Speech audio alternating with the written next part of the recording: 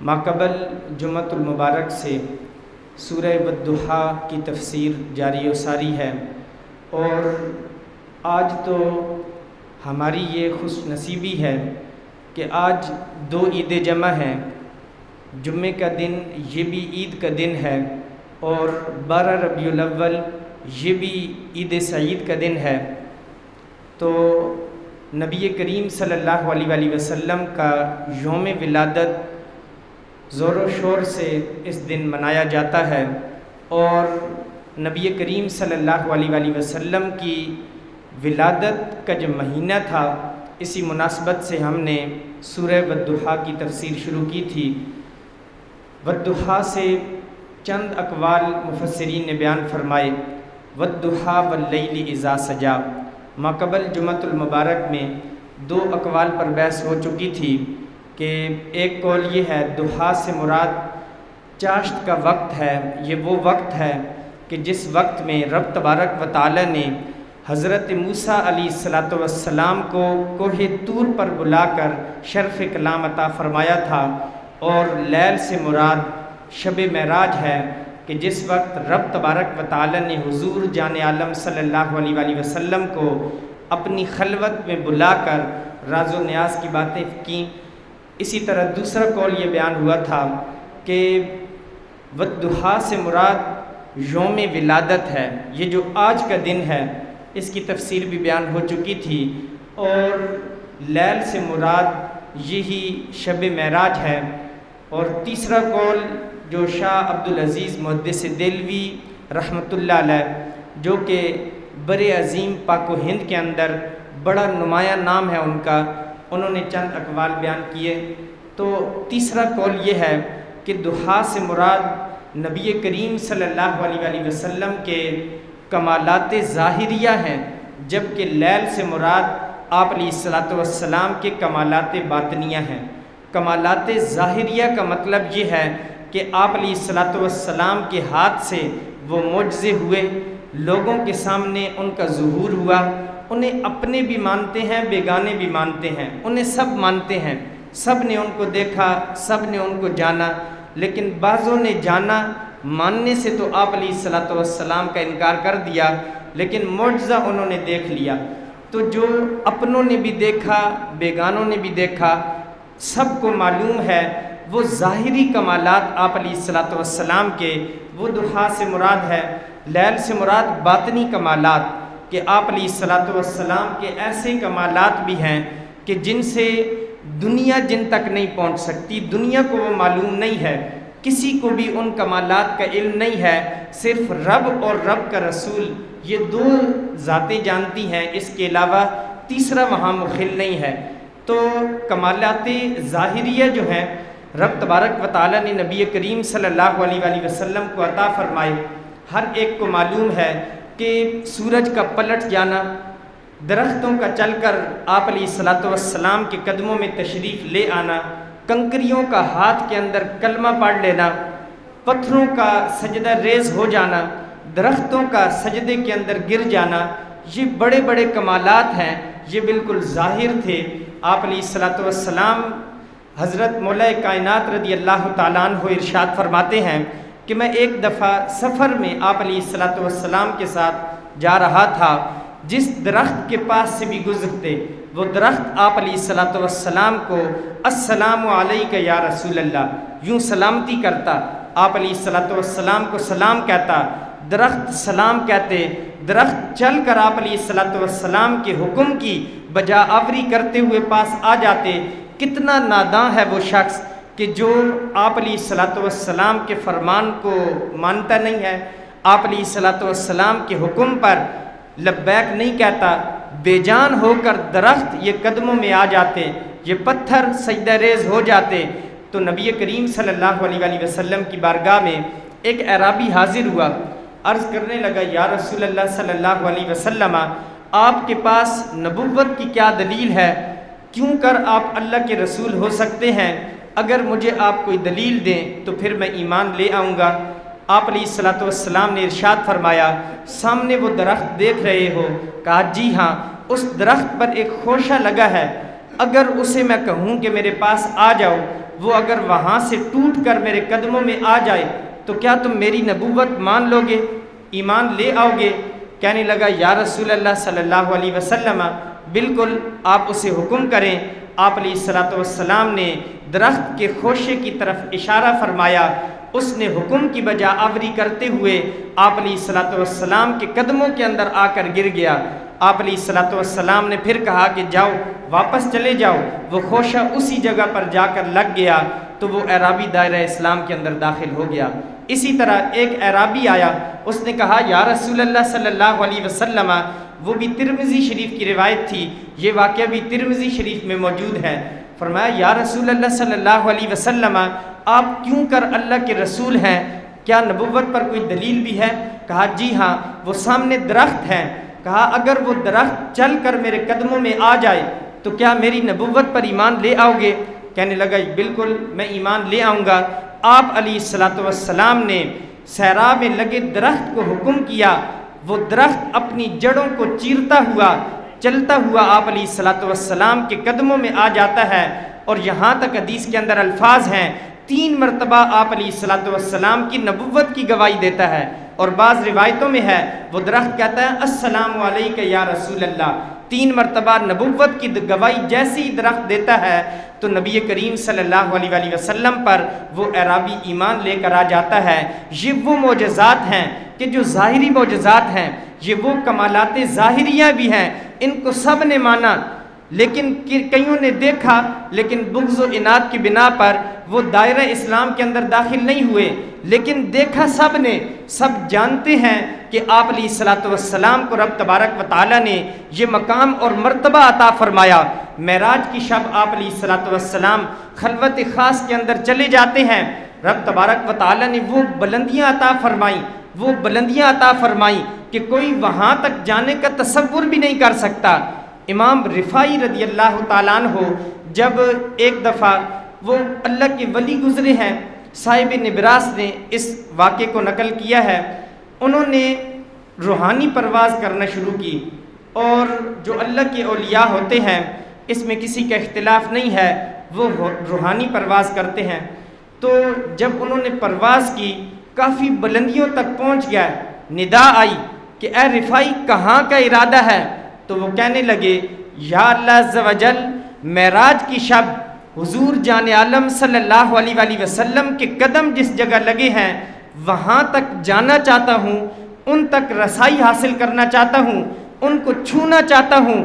تو ندا آتی ہے جواباً ارجع لا وصول لک، اے رفاعی واپس پلٹ جاؤ، اگر تم ہزاروں سال بھی سفر طے کرتے رہو، جہاں محبوب صلی اللہ علیہ وآلہ وسلم کے شب معراج قدم لگے تم وہاں تک کبھی نہیں پہنچ سکتے۔ تو مجھے بتائیں جس محبوب صلی اللہ علیہ وآلہ وسلم کے قدم اتنے اونچے ہوں تو سر کتنا اونچا ہوگا؟ آپ علیہ الصلوۃ والسلام ایک مرتبہ حالت نماز میں یوں اوپر کی طرف ہاتھ بلند کرتے ہیں، صحابہ کرام نے بعد نماز عرض کی یا رسول اللہ صلی اللہ علیہ وسلم، کیا یہ بھی نماز کا حصہ ہے؟ کیا سبب ہے؟ آپ علیہ الصلوۃ والسلام نے ارشاد فرمایا مجھے نماز کے اندر جنت دکھائی گئی، جنت میں ایک درخت تھا، اس درخت پر لگے خوشے کو پکڑنا چاہا لیکن پھر چھوڑ دیا، اگر اس خوشے کو میں پکڑ لیتا تو پھر تم ساری زندگی بلکہ ساری مخلوق اس کو ساری زندگی کھاتی رہتی، لیکن وہ خوشہ ختم نہ ہوتا۔ تو نبی کریم صلی اللہ علیہ وآلہ وسلم زمین پر کھڑے ہیں اور جنت کتنی بلند ہے، یہاں تک جتنا پہلا آسمان دور ہے اسی طرح ہر 2 آسمانوں کے مابین فاصلہ ہے، پھر 7 آسمان ہے، پھر 7ویں آسمان اور جنت کے مابین بھی اتنا فاصلہ ہے۔ جس رسول صلی اللہ علیہ وآلہ وسلم کے زمین پر کھڑے ہو کر اتنے بلندی پر ہاتھ پہنچ جائیں تو شب معراج خلوت خاص کے اندر جو محبوب چلے جائیں تو پھر ان کا ہاتھ کتنا بلند ہوگا اس کا اندازہ ہم نہیں کر سکتے۔ تو وہ کمالات ظاہریہ ہیں، ان تک بھی ہماری رسائی نہیں ہے۔ تو نبی کریم صلی اللہ علیہ وآلہ وسلم کے قلب اطہر پر جو صورت نازل ہوئی والضحیٰ واللیل اذا سجا، ضحیٰ سے مراد آپ علیہ الصلوۃ والسلام کے کمالات ظاہریہ ہیں کہ جن کو سب نے دیکھا، سب نے جانا، لیکن کسی نے مانا کسی نے نہ مانا، لیکن وہ کمالات ظاہریہ ہیں۔ آپ علیہ الصلوۃ والسلام معراج کی شب بلندیوں پر گئے، تو کہا بلغل الا بکمالہ کشفت دجا بجمالہ حسنت جمیع حسالہ صلو علیہ وآلہ، کوئی حد ہے ان کے عروج کی؟ بلغل الا بکمالہ۔ آپ علیہ الصلوۃ والسلام کو جب خلوت خاص کے اندر بلایا گیا، وہاں جو رب تبارک و تعالیٰ سے راز و نیاز کی باتیں ہوئیں، ان جملوں کی نزاکت، ان رازوں کی باتوں میں اتنی نزاکت ہے کہ جملے اور الفاظ ان نزاکتوں کو برداشت نہیں کر سکتے، جس پر رب تبارک و تعالیٰ کا فرمان فَأَوْحَى إِلَىٰ عَبْدِهِ مَا أَوْحَىٰ، یہ گواہ ہے، یہ اس طرف اشارہ کر رہا ہے کہ محبوب صلی اللہ علیہ وآلہ وسلم سے محب عز و جل کی باتیں ہوئیں، راز و نیاز کی باتیں ہوئیں، کہا کہ اپنے بندے خاص کو وحی کی، کیا کی؟ ما اوحا، جو بھی کی بتائی نہیں۔ رب تبارک و تعالیٰ نے اس وحی کو راز کے اندر رکھا، پردہ راز کے اندر رب تبارک و تعالیٰ جب رکھ دے تو کس کے سامنے وہ پردے کھل سکتے ہیں؟ صرف وہ محب اور محبوب کو ہی معلوم ہے۔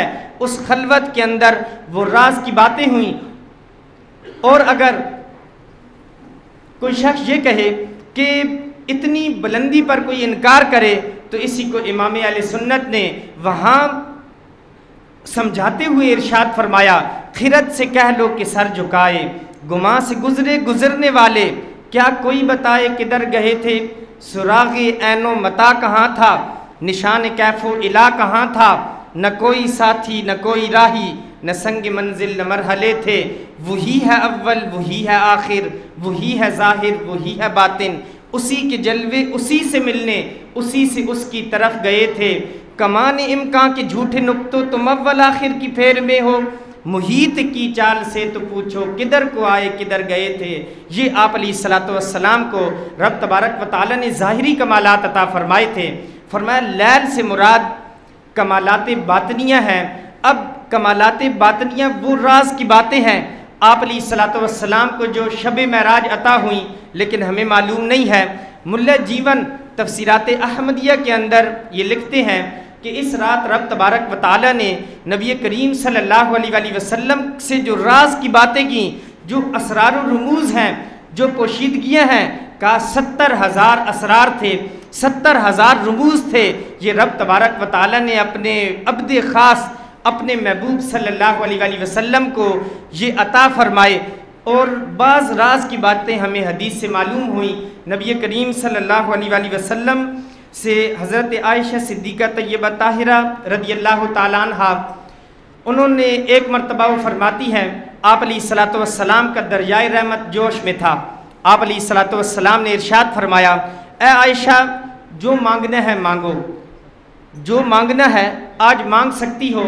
حضرت عائشہ صدیقہ طیبہ طاہرہ رضی اللہ تعالیٰ عنہ نے عرض کی، یا رسول اللہ صلی اللہ علیہ وسلم، مجھے کچھ مہلت دیجئے، میں اپنے والد گرامی حضرت سیدنا ابو بکر صدیق رضی اللہ تعالیٰ عنہ سے پوچھ کر آ جاتی ہوں کہ یہ ایک اہم سوال ہے، اہم، آپ نے فرمایا بڑی اہم چیز آپ عطا فرمائیں گے، تو میں پھر کسی اہم بندے سے مشورہ کر لوں۔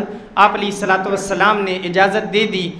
حضرت سیدنا صدیق اکبر رضی اللہ تعالیٰ عنہ کو جب یہ معاملہ انہوں نے بتایا، کہا کہ آپ نبی کریم صلی اللہ علیہ وآلہ وسلم سے یہ مانگو کہ معراج کی شب خلوت خاص کے اندر محب اور محبوب کے درمیان جو راز و نیاز کی باتیں ہوئیں، ان میں سے ایک راز ہمیں بتا دیجئے۔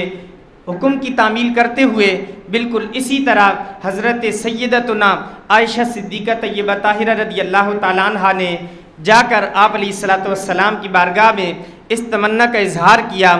آپ علیہ الصلوۃ والسلام مسکرا دیے، اس لیے کہ جو راز کی بات ہوتی ہے وہ تو پردہ راز میں رہنی چاہیے، لیکن مسکرائے اس لیے کہ انتخاب ایسا کیا کہ وہ راز رہتا ہی نہیں ہے اگر بتا دیا جائے۔ لیکن آپ علیہ الصلوۃ والسلام کیونکہ وعدے کے پابند تھے، وعدہ کر چکے تھے، آپ علیہ الصلوۃ والسلام نے ارشاد فرمایا، ٹھیک عائشہ سنو، جب خلوت خاص کے اندر رب تبارک و تعالیٰ نے مجھے اسرار الرموز عطا فرمائے، ان میں سے ایک بات یہ ہے کہ اگر کوئی شخص کسی مومن کے ٹوٹے ہوئے دل کو جوڑ دیتا ہے، وہ بلا حساب جنت کے اندر داخل ہو جائے گا۔ اگر کوئی شخص مومن کا ٹوٹا ہوا دل جوڑ دے تو ایک اسے بہانہ مل گیا، بخشش کا بہانہ نبی کریم صلی اللہ علیہ وآلہ وسلم نے عطا فرما دیا۔ بلا حساب وہ جنت کے اندر داخل ہوگا۔ یہ ہمارے سیکھنے کی ایک چیز ہے۔ تو بالکل جب حضرت عائشہ صدیقہ رضی اللہ تعالیٰ عنہ نے اس کو سنا، بڑی خوش ہوئی کہ اتنا زبردست وظیفہ ہے دخول جنت کا۔ جا کر اپنے والد گرامی سے جا کر یہی واقعہ بتایا کہ آپ علیہ الصلوۃ والسلام نے یہ راز کی بات بتائی۔ حضرت ابوبکر صدیق رضی اللہ تعالیٰ عنہ جو کہ ایک حکیم آدمی تھے، جو کہ امت کے طبیب تھے، امت کے سب سے بڑے ڈاکٹر تھے، ان کی آنکھ سے آنسو ٹپک گئے، رونے لگے۔ حضرت سیدتنا فرماتی ہیں کہ میں نے عرض کی کہ ابا جان، یہ تو ایک بخشش کا بہانہ مل گیا، ہم کسی مومن کا ٹوٹا ہوا دل جوڑ دیں، بلا حساب جنت میں داخل ہو جائیں گے، اس میں رونے کی تو کوئی وجہ نہیں ہے۔ کہا کہ میں اس کا دوسرا رخ دیکھ رہا ہوں، میں اس کو پلٹ کر دیکھ رہا ہوں، اگر کوئی مومن کا ٹوٹا ہوا دل جوڑ دے وہ بلا حساب جنت کے اندر جائے گا، لیکن مجھے بتاؤ کہ اگر کوئی مومن کا دل توڑ دے، مومن کی دل آزاری کر دے، مومن کی دل شکنی کر لے، تو کیا وہ پھر جہنم کا حقدار نہیں ہے؟ تو بالکل میں اسی وجہ سے رو رہا ہوں۔ تو یہ حضرت ابوبکر صدیق رضی اللہ تعالیٰ عنہ کی ذات ہے، لیکن وجہ کیا ہے؟ یہ بھی آپ علیہ الصلوۃ والسلام کا کمال ہے، اس لیے کہ انہیں صحبت نبی کریم صلی اللہ علیہ وآلہ وسلم کی حاصل ہے، انہیں صحبت غار بھی حاصل ہے، صحبت مزار بھی ہے۔ کل جنت میں نبی کریم صلی اللہ علیہ وآلہ وسلم کی صحبت حاصل ہوگی، آپ علیہ الصلوۃ والسلام کے ساتھ جنت میں داخل ہوں گے۔ یہ صحبت ہے، یہ بھی نبی کریم صلی اللہ علیہ وآلہ وسلم کا کمال ہے۔ تو یہاں فرمایا وَالضُّحَىٰ وَاللَّيْلِ إِذَا سَجَىٰ کہ اے محبوب صلی اللہ علیہ وآلہ وسلم، اب یہ ترجمے کا ربط دیکھیے کہ اگر ہم اس سے مراد کمالات ظاہریہ لیں اور لیل سے مراد کمالات باطنیہ لیں تو پھر اس کا ترجمہ کیا ہوگا؟ تو کفار نے تو یوں کہا تھا کہ 40 دن وہی رکی تو تانا زنی کی، کہا کہ اے محبوب آپ کے رب نے آپ کو چھوڑ دیا، لیکن اے محبوب یہاں ہم تجھے جو کمالات ظاہریہ عطا کیے، تجھے جو معجزات ظاہریہ عطا کیے، ان کی بھی قسم، تمہیں جو کمالات باطنیہ عطا کیے، خلوت میں بلا کر راز و نیاز کی باتیں کی، ان کی بھی قسم، اے محبوب ہم بھلا تمہیں چھوڑ سکتے ہیں؟ ہم کبھی بھی تمہیں چھوڑ نہیں سکتے۔ وَوَدَّعَكَ مَا وَدَّعَكَ رَبُّكَ وَمَا قَلَىٰ آپ کے رب نے نہ ہی آپ کو چھوڑا ہے نہ ہی مکرو جانا ہے۔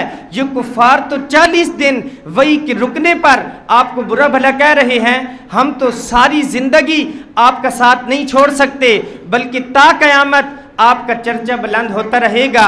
وَلَلْآخِرَةُ خَيْرٌ لَكَ مِنَ الْأُولَىٰ وَلَسَوْفَ يُعْطِيكَ رَبُّكَ فَتَرْضَىٰ یہ ساری شانیں پھر رب تبارک و تعالیٰ نے بیان کر کے یہ بتایا کہ اے محبوب ہم آپ کا ساتھ نہیں چھوڑ سکتے۔ یہ آپ علیہ الصلوۃ والسلام کا مقام اور مرتبہ ہے۔ دل دکھا، رب تبارک و تعالیٰ نے دل کو تسلی دی، تو یہ اس محبوب کا دن ہے۔ تو کیا وہ محبوب کہ جو ہمارا وہ محبوب ہے جو رب کا بھی محبوب ہے، ہم اتنے خوش نصیب ہیں، ہمیں اس پہ فخر کرنا چاہیے، فخر کا دل میں دریچہ باز کرنا چاہیے۔ جن کا تو آقا ہے ان کو ناز کرنا چاہیے، وہ خوش نصیب ہے جو نبی کریم صلی اللہ علیہ وآلہ وسلم کے جلوس میلاد کے اندر شرکت کرتا ہے۔ سب یہ نیت کریں کہ آج انشاءاللہ عز و جل بعد نماز جمعہ جلوس میلاد کے اندر ضرور شرکت کریں گے۔ اللہ عز و جل ہم سب کو نبی کریم صلی اللہ علیہ وآلہ وسلم کی سیرت طیبہ کو پڑھنے، ان پر عمل پیرا ہونے کی توفیق عطا فرمائے۔ آمین بجاہ النبی الامین صلی اللہ علیہ وسلم۔